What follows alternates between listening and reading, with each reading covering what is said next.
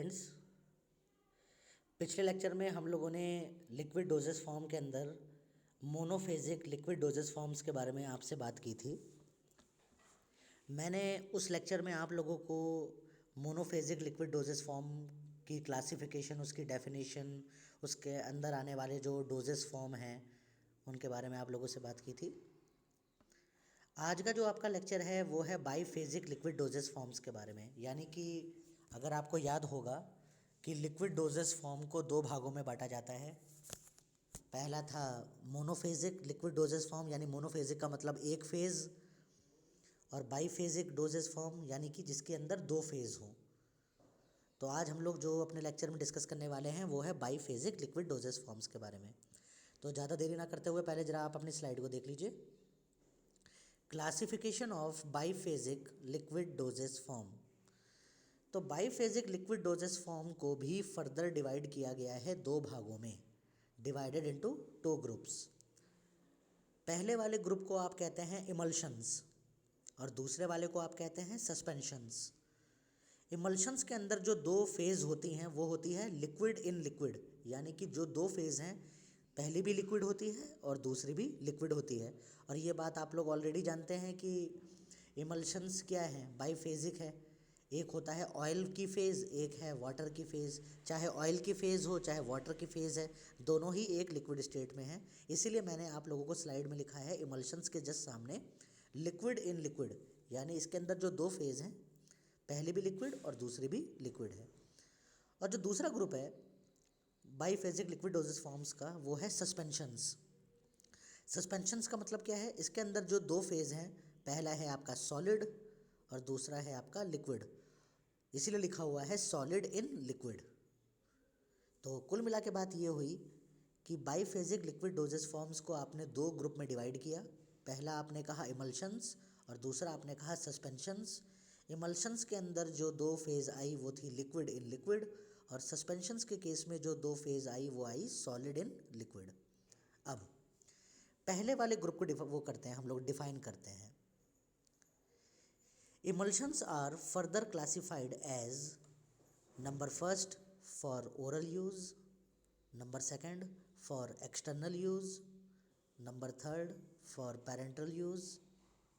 तो यानी कि इमल्शंस को तीन भागों में फर्दर डिवाइड किया जाता है अकॉर्डिंग टू उसके यूज़ के बारे में कि इमल्शंस कहाँ कहाँ यूज़ किए जाते हैं। तो पहला तो होता है फॉर ओरल यूज़, यानी माउथ के थ्रू आप ओरल को लेते हैं, बकल कैविटी के थ्रू। दूसरा है आपका फॉर एक्सटर्नल यूज़, यानी आउटसाइड द बॉडी, आप इमल्शंस को अपने बाहरी सरफेस पे बॉडी के आप यूज़ करते हैं, अप्लाई करते हैं। और तीसरा है फॉर पैरेंटल यूज़। पैरेंटल का मतलब फिर से वही बात, इंजेक्शंस की तरीके से आप अपने स्किन में, अपने मसल्स में, अपने वेन्स में आप इमल्शंस को इनकॉर्पोरेट करते हैं, लगाते हैं। तो इमल्शंस को जो तीन भागों में डिवाइड किया गया, पहला कहा आपने फॉर ओरल यूज़, दूसरा आपने कहा फॉर एक्सटर्नल यूज़, और थर्ड आपने कहा फॉर पैरेंटल यूज़।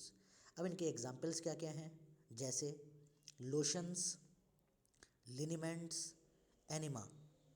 तो ये एग्जांपल्स हैं सबसे ज़्यादा अच्छे और बेहतरीन इमल्शंस के केस के। अब सस्पेंशंस को क्या है, सस्पेंशंस को भी फर्दर क्लासीफाई किया गया इसी तरीके से। सस्पेंशंस को जो डिवाइड किया गया अकॉर्डिंग टू उसके यूज़ के हिसाब से वो किया गया। Number first for oral use, बिल्कुल सेम ऐसे ही जैसे सस्पेंशंस के केस में। दूसरा फॉर एक्सटर्नल यूज़, बाहर सरफेस के रिगार्डिंग। फॉर ऑप्थेल्मिक यूज़, यानी आइज़ में भी आप सस्पेंशंस को यूज़ करते हैं। And fourth is for parental use. तो जैसे इमल्शंस के केस में तीन भागों में डिवाइड किया गया था इमल्शन को उसके यूज़ के हिसाब से, ओरल, एक्सटर्नल और पैरेंटल, तो इसी तरीके से सस्पेंशंस को आपने चार भागों में डिवाइड किया, oral, external, ophthalmic and parental. अब एग्जांपल्स क्या हैं फॉर ओरल यूज़ के। अगर ओरल यूज़ में जो सस्पेंशंस यूज़ किए जाते हैं, मिक्सर्स ऑफ डिफ्यूजिबल सॉलिड्स, यानी जितने भी आपके बच्चों की जो दवाइयाँ होती हैं सिरप के फॉर्म में, वो सारी की सारी ही पेडियाट्रिक सस्पेंशंस होते हैं। और आपने देखा भी होगा कि लिक्विड के अंदर जो सॉलिड कंटेंट है वो नीचे बैठा हुआ होता है। आप लोग जब उसको यूज़ करते हैं तो क्या कहा जाता है कि शेक वेल बिफोर यूज़, आप शेक करते हैं तो जो कोलाइडल पार्टिकल्स होते हैं वो लिक्विड के अंदर डिज़ोल्व होते हैं और आप उसको यूज़ करते हैं। थोड़े समय के लिए आप अगर उसको फिर से छोड़ देते हैं तो जो सॉलिड पार्टिकल्स हैं, कोलाइडल पार्टिकल्स हैं, वो नीचे जाके फिर से बैठ जाते हैं। एग्जाम्पल्स ऑफ एक्सटर्नल यूज़ जो बाहरी सरफेस पे अप्लाई किए जाते हैं वो कौन से हैं? Lotions, enemas, inhalers, aerosols.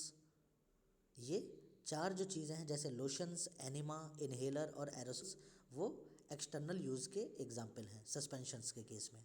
अब ऑप्थेल्मिक यूज़ मैंने पहले बताया आपको, यानी कि आई से रिगार्डिंग जो एग्जाम्पल जो आते हैं वो कौन कौन से आते हैं? पहला है आपका आई ड्रॉप्स और दूसरा आपका आई लोशंस। अब बात करते हैं मोनोफेजिक लिक्विड डोजेस फॉर्म को डेफिनेशन के हिसाब से क्या होता है मोनोफेजिक में। तो मोनोफेजिक के बारे में लिख लीजिए, फिर से बात कर रहा हूँ। This system contains only one phase.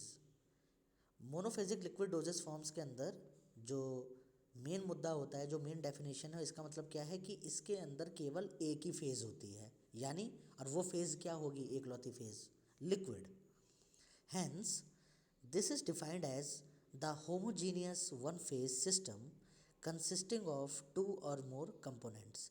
इसके अंदर केवल एक ही होमोजीनियस फेज होता है, ठीक है ना, और दो तीन चीज़ों को पहले आपस में मिक्स किया गया होता है। मिक्स करने के बाद एक ही फेज़ में यानी लिक्विड में कन्वर्ट किया जाता है, और जो दो तीन चीज़ें आपस में मिक्स होती हैं वो इतनी अच्छे से मिक्स होती हैं कि वो आराम से एक फेज़ में लिक्विड फेज़ में कन्वर्ट हो जाती हैं।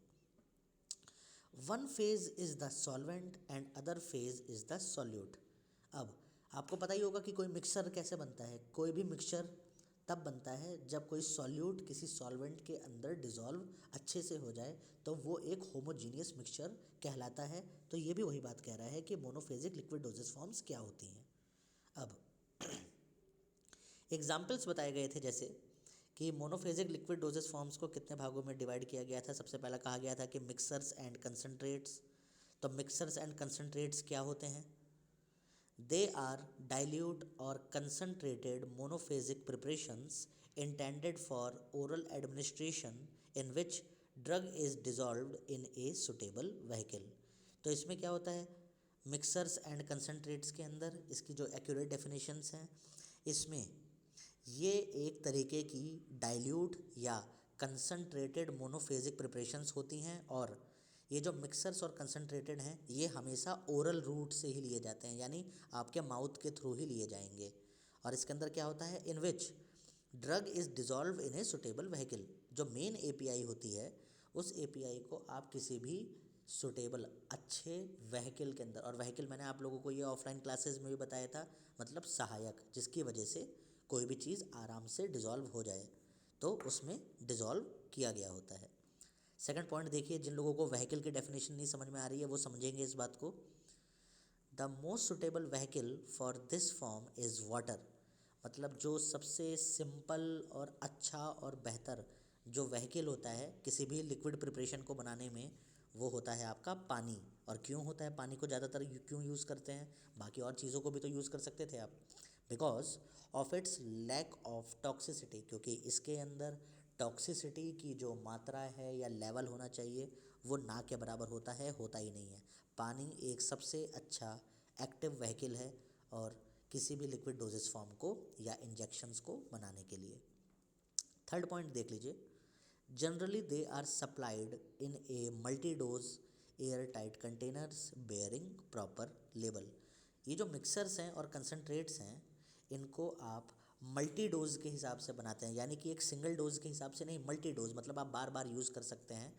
तो जब इनको आप बनाते हैं तो बनाने के बाद आप इसको multi dose air tight container के अंदर पैक कर देते हैं और प्रॉपर उसकी लेबलिंग कर देते हैं। So this is all about your mixers and concentrates. अब जो मोनोफेजिक लिक्विड डोजेस फॉर्म्स के अंदर जो दूसरा एग्जाम्पल था आपका वो थे सिरप्स। कि सिरप्स क्या होते हैं? तो सिरप्स के बारे में देख लीजिए कि syrups are sweet comma viscous comma concentrated solutions of sucrose और अदर शुगर्स इन वाटर और अदर व्हीकल्स। मैंने आप लोग को पहले भी प्रैक्टिकल के जब काम कर रहा था तब मैंने आपको बताया था कि ये मीठी, विस्कस मतलब गाढ़ी, और कंसनट्रेटेड सॉल्यूशंस होती हैं सिरप। और सिरप्स केवल और केवल चीनी और पानी का एक मिक्सर है या मिक्सचर है। तो चीनी और पानी को जब आप आपस में मिक्स करते हैं, टेम्परेचर अप्लाई करते हैं, हीट करते हैं, तो उससे एक मीठी चिपचिपी विस्कस गाढ़ी चीज़ जो निकल के आती है उसको आप लोग कहते हैं सिरप्स। अब सिरप्स के बारे में और क्या नई बात है, आप लोग को पता भी है ये बात कि syrups are further classified as number A simple flavoured syrup and number B medicated syrups. Syrup को दो भागों में डिवाइड किया गया अकॉर्डिंग टू उसके यूज़ के हिसाब से। पहला कहा जाता है सिंपल सिरप या फ्लेवर्ड सिरप, और दूसरा मेडिकेटेड सिरप जो दवाइयों के फॉर्म में यूज़ आने वाली सिरप्स। अब सिंपल सिरप्स क्या होती हैं, flavoured syrups? When syrups do not contain any medicament but contain some aromatic pleasantly flavoured substances. अगर सिरप के अंदर कोई भी एपीआई एक्टिव फार्मास्यूटिकल इंग्रेडिएंट मौजूद ना हो, लेकिन उसके अलावा कोई भी एरोमेटिक, कोई फ्लेवर्ड, कोई फ्लेवर्ड सब्सटेंस को अगर मिक्स किया जाए तो उसको हम कहते हैं सिंपल फ्लेवर्ड सिरप। मतलब कुल मिला के जो एक्यूरेट डिस्टिंग्विश अगर बात कहें या डिफरेंस पता करें तो क्या है कि सिंपल फ्लेवर्ड सिरप के अंदर कोई भी एपीआई नहीं होता। अब दूसरा मेडिकेटेड सिरप के अंदर क्या होगा, सिंपल सी बात है, जब पहले वाले में नहीं था तो दूसरे वाले में क्या है, इसके अंदर एपीआई मौजूद है और बाकी चीनी और पानी तो है ही है, फ्लेवरिंग एजेंट तो होंगे ही होंगे, इसीलिए इनको हमने कह दिया मेडिकेटेड सिरप। तो एक्यूरेट डेफिनेशन देख लीजिए इसकी क्या कह रहे हैं। When syrup contain some medicinal substances along with other additional additives, यानी कि इसके अंदर अगर आपने कोई मेडिसिनल सब्सटेंस यानी एपीआई डाल दिया, बाकी सारी की सारी चीज़ें बिल्कुल सेम है जैसे फ्लेवर्ड सिरप के अंदर है, तो जो बन के निकल के आने वाली जो चीज़ कहलाएगी उसको आप कहेंगे मेडिकेटेड सिरप। और इस लेक्चर का जो लास्ट पार्ट है वो है एलिक्जर्स। आप लोगों ने ये भी बनाए हैं, मैंने पैरासीटामोल का एलिक्जर आप लोगों को बनवाया था, आप लोगों ने देखा भी था कि उसके अंदर स्प्रिट की क्वांटिटी, अल्कोहल की क्वांटिटी होती है और वो हाइड्रो अल्कोहलिक प्रिपरेशंस थी। तो यही लाइन मैं भी यहाँ पे बोल रहा हूँ कि elixirs are clear comma flavoured comma hydroalcoholic liquid preparations for oral administration. यानी ये बिल्कुल क्लियर फ्लेवर्ड होती हैं, हाइड्रो अल्कोहलिक यानी अल्कोहल और पानी का मिक्सचर है, ठीक है, लिक्विड के फॉर्म में होती हैं और आपके ओरल रूट से लिए जाने वाली चीज़ें होती हैं। अब जो मेन जो इसके अंदर जो बात आ रही है वो क्या आ रही है कि the percentage of alcohol varies from 4 to 40%। क्योंकि हाइड्रो सॉरी क्योंकि ये हाइड्रो अल्कोहलिक हैं तो इसके अंदर जो अल्कोहल का जो प्रतिशत होता है, जो परसेंटेज है, वो 4% से लेकर 40% के बीच का होता है। तो ये जितना भी आज मैंने आप लोगों को लेक्चर अटैच किया है या जो मैं बात आपके सामने किया हूँ वो मोनोफेज, पहले तो सबसे पहले क्लासिफिकेशन किया बाईफेजिक का, उसके अंदर इमल्शन सस्पेंशंस के बारे में बात की मैंने, उनके अलग अलग एग्जाम्पल्स बताए, और फिर मैंने मोनोफेजिक को और मोनोफेजिक के अंदर जो एग्जाम्पल्स थे उनको फर्दर डिवाइड करना और उनको डिफ़ाइन करना मैंने शुरुआत की। बस धीरे धीरे अब एलिक्सर के बाद आगे आगे वाली जो चीज़ें हैं उनको डिफ़ाइन करूँगा और उसके बाद फिर बाईफेजिक के अंदर सस्पेंशंस और इमल्शंस को डिफ़ाइन कर दूँगा और हमारी ये यूनिट पूरी हो जाएगी। तो उम्मीद करता हूँ ये लेक्चर आप लोग को समझ में आया होगा। नोट्स मैंने कल ही आप लोगों को गूगल क्लासरूम पे अटैच कर दी थी, आप लोग नोट्स साइड बाय साइड बनाते रहिए। Thank you.